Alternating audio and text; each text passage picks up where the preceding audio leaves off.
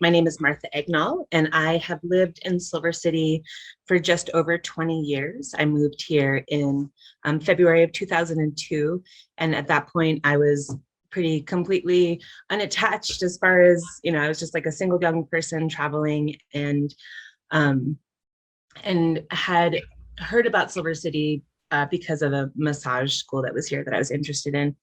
And when I arrived here, I had an already developed interest in and passion for local food and particularly community gardening. And so one of the first things that I did when I moved to town was, I learned about somebody in the city, and the brownfields coordinator at the time, Joseph Gendron, was trying to find people interested in starting a community garden. So somebody told me about a meeting, and I showed up at a meeting and kind of became part of this group of people who started a garden, or started this community garden here in Silver City. So we looked at a couple of different locations.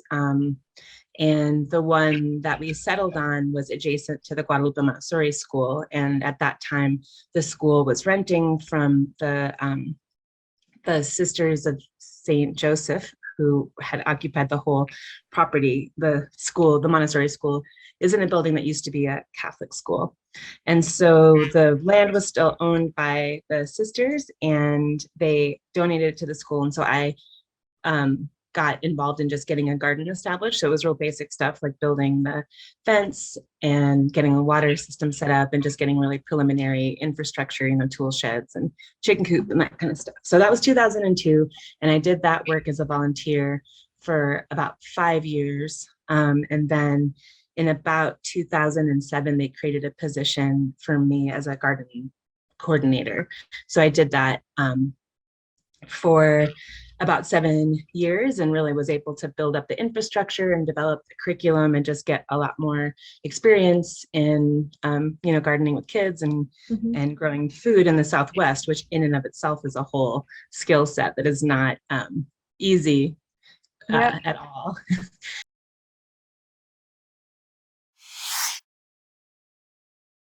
Sure, sure. So I hadn't done a whole lot of gardening before that. I was interested in it. I did a little bit, and I grew up in Western Massachusetts. So it's a very different ecosystem where, you could kind of plant seeds and it would probably rain enough for them to grow. And so getting used to growing, or like really learning how to grow in the Southwest, was a huge, huge learning curve because there's so many things about our environment that are just really extreme. So from the drought, and the need to make sure that you're properly irrigating, and you're irrigating in a way that plants can take fullest advantage of the moisture that they're getting. So like watering deep, making sure you're getting to the root zones, making sure that your soil has enough organic matter is super important. But there's a lot of stuff too, like the major temperature fluctuations can be really tough on plants, the way that it gets cool at night, which is so lovely when you're a human.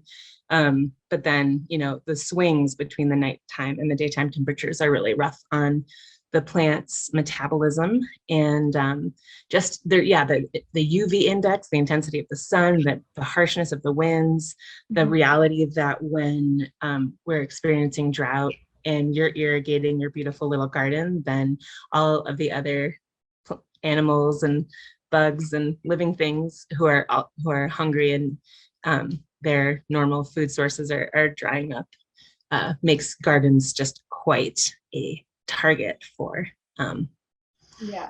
for pests. Yeah. So right. So all of that, like figuring out how to get things started and how to really protect them from this intense sun and the wind, and get them to flourish in this environment is no joke.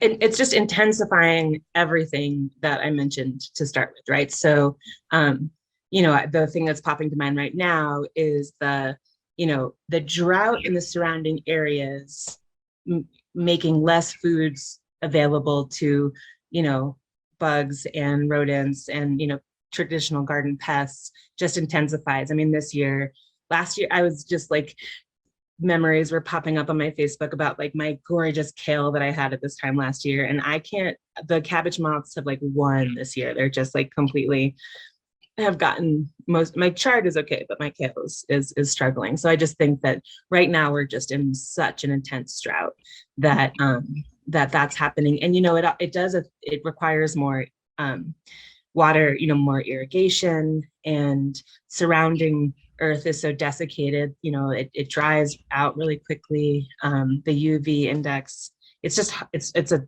rough situation for the plants. So, some of the things that can really help are like finding ways to do partial shading, west protection from the afternoon sun is a huge help when you're growing in this kind of environment, just because that everybody who lives here knows, like, gosh, after like, it starts about noon or 1 o'clock, and then it just gets like hotter and hotter, like all through that afternoon is so rough, and the plants feel it too. So I think I always joke, it's like literally like only corn in Chile actually want full sun in this environment, and everything else prefers partial shade.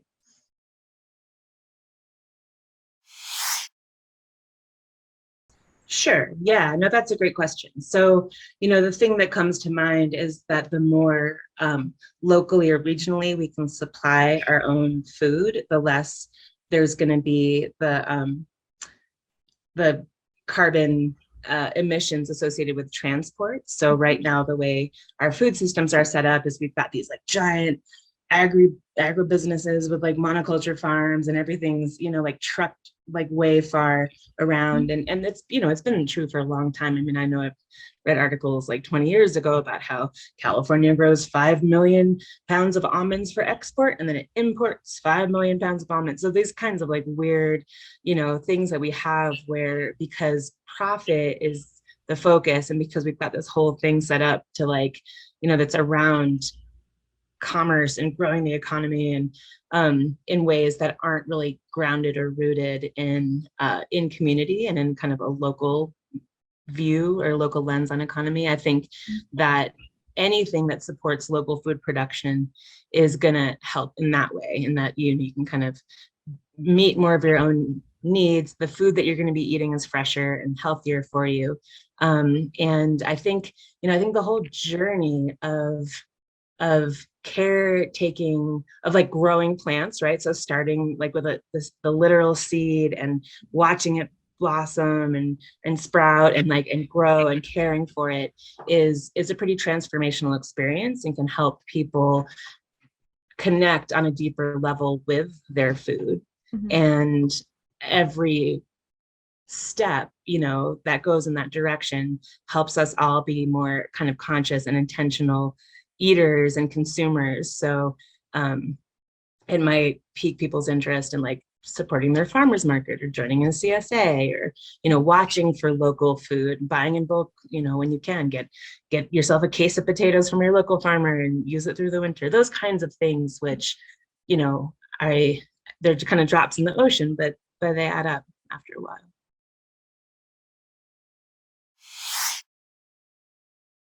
I used to joke when I was the garden supervisor at the Montessori school, I wanted so badly to have like a photographer that just like was with me all the time, because I wanted to like photograph that moment when kids pulled out carrots for the first time. Like when they saw the carrot actually come out of the ground, it was like this mind-blowing, like, oh, so funny and so great.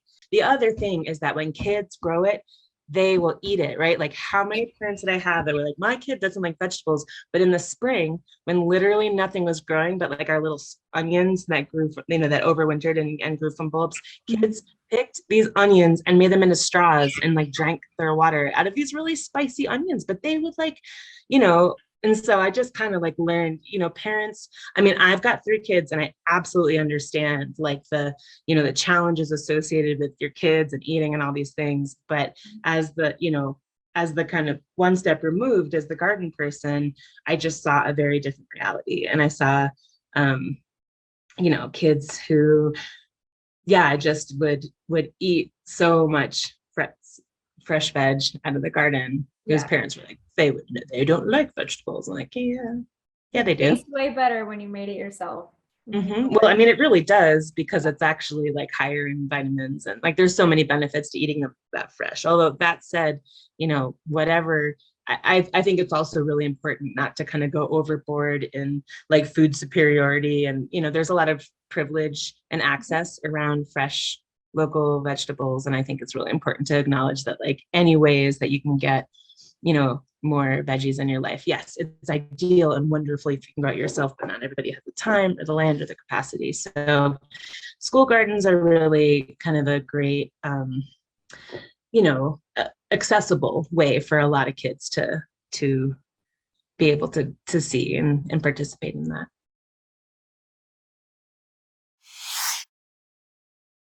Right, like you can use your garden for, math and science and English and history and social studies and art and creative writing. Like there's no limit because it's such a dynamic environment. But here's the thing, man, so important. You got to have, when school gardens happen, the school, the administration, or whoever is kind of interested in making it happen, don't rely solely on volunteers. Like have at least one person who is supported in ensuring the maintenance of a garden, because it's just, especially in a place like this where you miss watering for a day or two and like you can lose everything. But it's the same, like somebody leaves a gate open and a deer walks in and all that hard work can go away. So I just can't emphasize enough how critical it is to have some mechanism in place. And maybe it's not like somebody getting paid if there's some other mechanism that is really functional, but it's hard to overemphasize how important it is to have somebody whose job it is just to make sure that that garden's actually getting taken care of.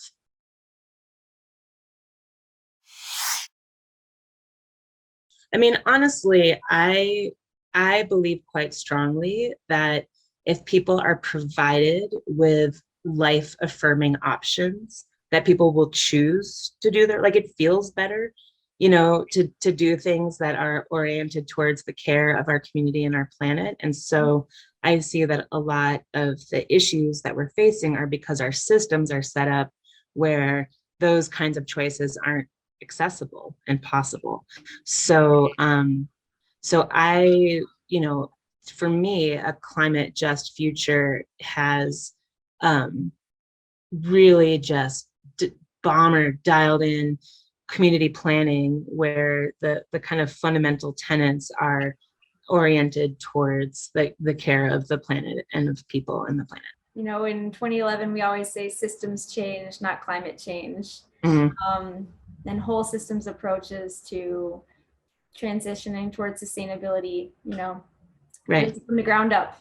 Yeah, absolutely. Absolutely. I mean, it's like, it's kind of messed up actually, like the way that everyone's like, you have to change your light bulbs and like use a reusable shopping bag. And yes, we do. But like the bulk of, the emissions and all this stuff are coming from, from agriculture and from industrial, stuff. And so there's just like all I feel like a climate just future, you'd have to kind of weigh in the true costs, right? Like with the baseline being health of the planet, clean water, clean air, clean soil, like that's the highest value, and then revamp all of your economic systems with that central value. I think that's where climate justice would maybe emerge.